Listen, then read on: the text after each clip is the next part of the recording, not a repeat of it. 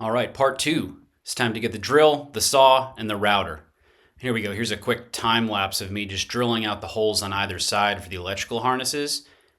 Due to our excellent planning in part one, this is where we start. A 1-inch Forstner bit gets us the offset for the cups that we got in this kit, and a 7/8 spade bit, or paddle bit, gets us the rest of the way through. We have clamped on both sides a piece of wood to make sure that our exit holes were really nice. And then now this side, on the other side, we have the IAC connector.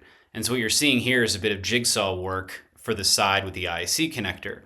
Same exact idea for the cups that hold the connectors. On the IAC itself, what we have is some corner drill holes where each corner just allows access for a jigsaw bit, and then we use a jigsaw itself to cut the flat sides. And then to wrap up the cutting on this pedal board, we used our jigsaw to cut the access port for where the leg of the keyboard stand is going to slide underneath our pedal board. So here's a look at the rough cut of that stand cutout. So that came out great. That's going to have an IC connector in the back, a stereo output, and then that's the spot that with those feet, that's going to allow that keyboard stand to go right up and under there without an issue. That came out so good. By the way, the frame of the board is still so strong even with that little bit cut out. Really nice. Once the frame was done being cut, we still had to cut the holes in the top deck and cut the slots in there to allow our wires to come from the underside up to the pedals. Where we start with this is by piercing holes in the top using a spade bit. Quick look at all the ends of the channels before I route them out. So you could just see that I pilot them with some bigger holes just in case the ends of the cables are too big. At least we can get them in there. Here we are setting up, using a 4-foot level to set up a fence to guide us for our router channels so that they end up perfectly straight.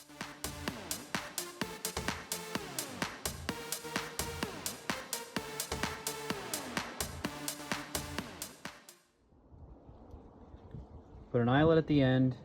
Always use some kind of fence that's clamped that I could basically run the router down, and what that does is it gives me a straight line every time.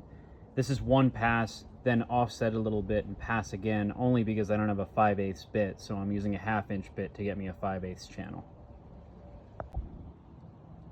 And this is that same template after all the routing slots have been cut out. There's a pedal that'll be here and a pedal that'll be here in the dry run layout, so I just gave myself a little extra room here in case I have to pop an end through there.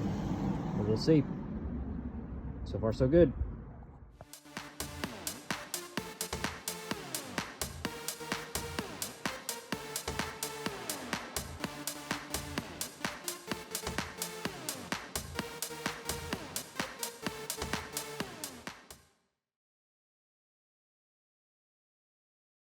Once all of our cuts have been made, it's time to install the TWEED, or the fabric of your choosing, and the Velcro on the top deck.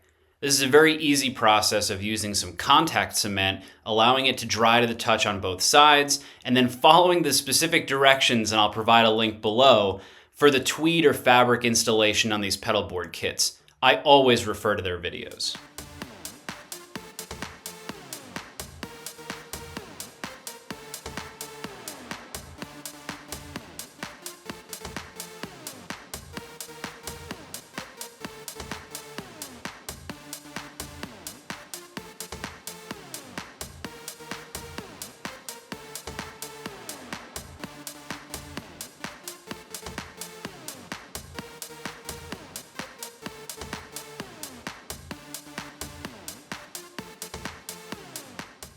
This was a quick video showing the assembly of the pedal board kit, and in part 3, we're going to start assembling the actual pedal board.